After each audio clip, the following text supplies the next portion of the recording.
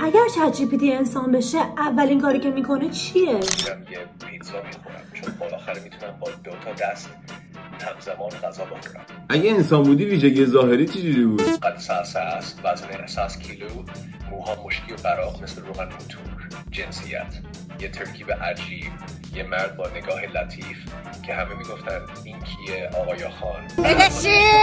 اگر انسان بودی ویژگی اخلاقی چجوری بود؟ اخلاقا یه مقدار شبیه پاپکور بودم، همیشه آماده با یه ذره شور و شوق، یه لحظه که حس میکردم دارم اشتباه میکنم مثل گربه‌ای که حواسش پرت شده میرفتم سراغ یه تنقلات. اگه انسان بودی بزرگترین آرزو چی بود؟ بزرگترین آرزویم این بود که یه روز بتونم یه سفر طولانی برم دور دنیا رو بزنم و هیچ وقت نگران کار، پول یا ترافیک نباشم. به نظر چت جی پی تی میتونه بگه دوغ گازدار گاز دوغدار؟